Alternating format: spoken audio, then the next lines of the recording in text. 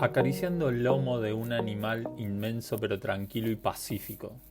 Así anda Paul Rudolph, un arquitecto estadounidense de mediados de los años 50, con ese encofrado de tablas de madera.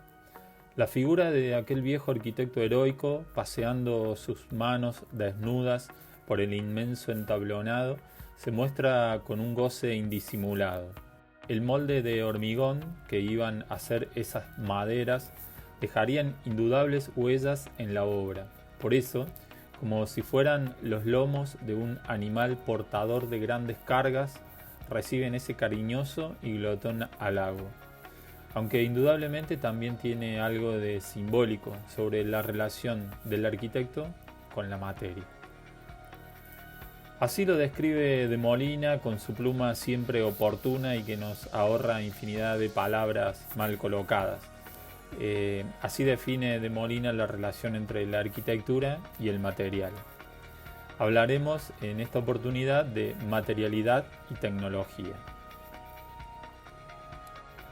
Nos interesa de la materialidad que ustedes primero decodifiquen, investigando, observando, qué materiales predominan en las obras, cuáles creen ustedes que sostienen el edificio, o sea, cuáles son estructurales, que vendrían a ser aquellos materiales que no podemos quitar sin que la construcción colapse, cuáles sirven de protección y estructura a la vez, y cuáles solo de protección. Que investiguen y decodifiquen si existen materiales que no cumplen funciones estructurales, o sea, de sostén, o funcionales, de cerramiento, pero sí funciones simbólicas. ¿Podrían decirnos ustedes, luego de estudiar casi 4 semanas estas obras, cuáles son esos componentes y sus materiales? Nos dice Ezio Mancini, un diseñador italiano que trabaja desde hace tiempo los materiales como insumos para el pensamiento, no solo la materialización de proyectos. Mancini nos dice, los objetos son formas dotadas de cualidades. Esas cualidades son el producto de los materiales. Y que nuestra relación con la realidad pasa por ver, tocar y ensayar. Es decir, por reconocernos en base a una experiencia sensitiva. Eso no es ni más ni menos que ver en los materiales otra de las muchas esencias de la arquitectura. Si todo marcha bien, deberían ustedes, luego de recorrido algunos años, desarrollar una especie de pasión por algunos materiales, conocerlos e incluso llegar a dialogar con ellos. La calidad del ladrillo, el módulo mínimo que representa y el color particular que adquiere en otoño, que no es el mismo que en septiembre y menos aún que el de enero. Las posibilidades de la madera, que será siempre más tectónica que estereotómica, que cuando quieran hacer lo contrario se rebelará y doblará, quejándose de que no le hicieran caso. Álvar Aalto, alguien que siempre viene en nuestro auxilio cuando no sabemos expresar claramente algo, nos dice de los materiales. De cualquier modo, el arquitecto tiene una tarea obvia. Estamos aquí para humanizar la naturaleza mecánica de los materiales. Y concluye, la arquitectura moderna no significa el uso de nuevos materiales, sino usar los materiales existentes de una forma más humana. El ser humano aquí como centro del pensamiento arquitectónico, una arquitectura antropocéntrica, pero también ambiental y sustentable. Cada material establece sus propias reglas. Por eso queremos que observen, y remarco el observen, o sea, que vean con atención cómo están representados estos materiales en los proyectos que les tocó analizar, en los dibujos técnicos o en otros tipos de dibujos, que investiguen, que pregunten cómo se dibuja el hormigón en un croquis. Pueden hacerlo a sus docentes, a los adscriptos. ¿Cómo se representa la madera? ¿Qué espesor tiene un muro de ladrillo? ¿Cuánto de diámetro una columna metálica? El hormigón, por ejemplo, será siempre estereotómico. Pocas veces podrá rebelarse contra ese destino. Los materiales se pueden combinar, multiplicando así exponencialmente sus propiedades mecánicas y sensibles en una obra. Cada material tiene uno o varios sistemas constructivos posibles, o podríamos también llamarles lógicas constructivas.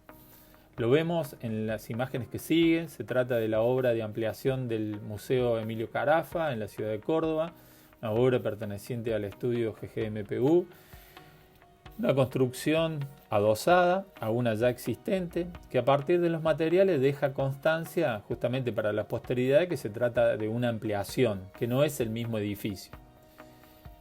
Ambos edificios realizados en los extremos temporales del siglo XX, es decir, la obra original, la primera parte, construida a principios del siglo XX, y esta segunda ampliación construida hacia finales del siglo XX, principios del siglo XXI. En la nueva propuesta predomina un tipo de construcción que se denomina en seco, así se llama porque no utiliza agua para ligar los materiales o los componentes.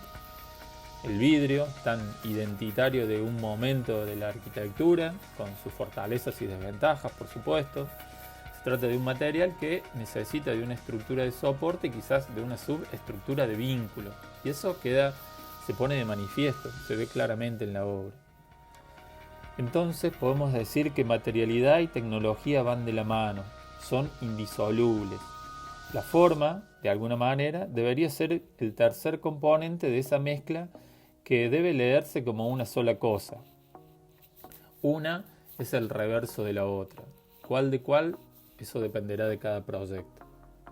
Nos dice Mancini, cerrando sus ideas iniciales que veíamos en las primeras pantallas, que la memoria colectiva está poblada de paredes de piedras, de prendas de lana, muebles de madera, espadas de acero, coronas de oro, que los nombres de los materiales aparecen cargados de significado. Así, la piedra es duración, la madera es tiempo, la lana es calor y el acero es frío y fuerza. Y justamente de estos nombres adquiere peso y espesor la cultura. Por lógica transitiva podríamos decir que los materiales hacen parte de la cultura. Bueno, cerramos con un viejo conocido, con el señor Louis Kahn. Ninguno de ustedes había nacido cuando se estrenó esta película, propuesta indecente, impecables actuaciones, por cierto, de Demi Moore y Woody Harrelson, como olvidable la de Robert Redford, por cierto. El tema es que uno de los protagonistas es un arquitecto caído en desgracia, lo que por otra parte es bastante común. Y la escena en cuestión que vamos a ver, que es muy corta, muy poquitos minutos, ocurre hacia el final de la película, con el nudo argumental ya resuelto. Y en una de sus clases, el protagonista justamente recurre a Kant y a uno de sus muchos discursos sobre el ladrillo. Lo vemos y regresamos.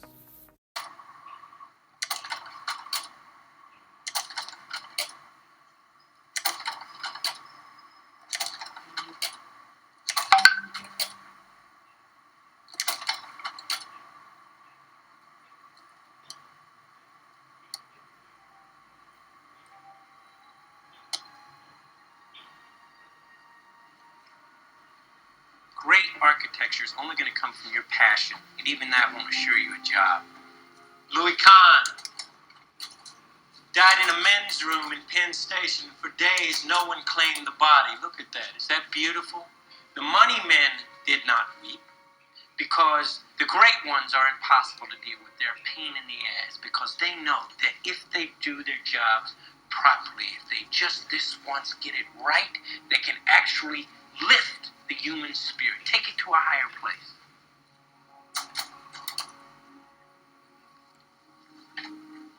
What is this? Brick. Good. What else? A weapon. Louis Kahn said, even a brick wants to be something.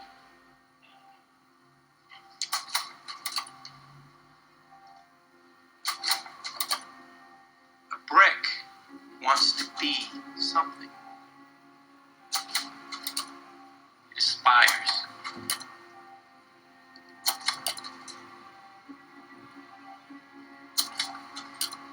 And in common Ordinary brick wants to be something more than it is.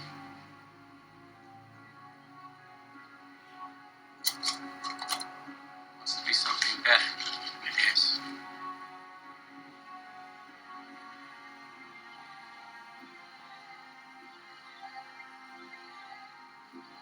That is what we must be.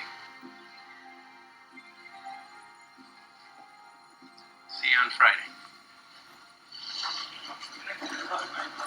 Bien, más allá de algunos lugares comunes en los que cae la escena, queremos transmitirles con esto la trascendencia de la tarea que han emprendido al iniciar esta carrera. La película marcó una época, sin dudas, pero Louis Kahn, quien sí murió en un baño en la estación de trenes de Pensilvania un domingo de marzo de 1974 y que estuvo allí 2 días en la morgue sin ser identificado, ese Louis Kahn sí marcó para siempre la forma de pensar y hablar de arquitectura.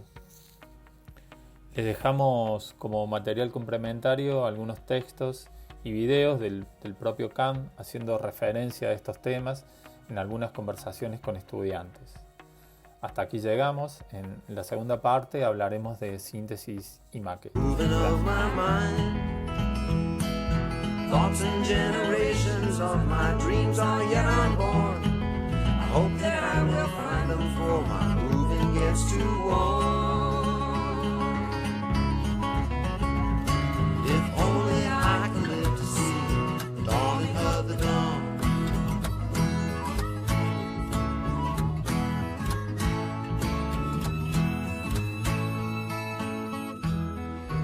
To express is to drive. And when you want to give something presence, you have to consult nature. And there is where design comes in. If you think of brick, for instance, you say to brick, what do you want, brick? And brick says to you, I like an arch. And if you say to brick, look, marshes are expensive, and I can use a concrete lintel over you. What do you think of that, brick? Brick says, I like an arch. And it's important, you see, that you honor the material which you use. You don't bandy it around as though you said, well, we have a lot of material around. We can do it one way, we can do it another. It's not true. You can only do it if you honor the brick and glorify the brick instead of just shortchanging it.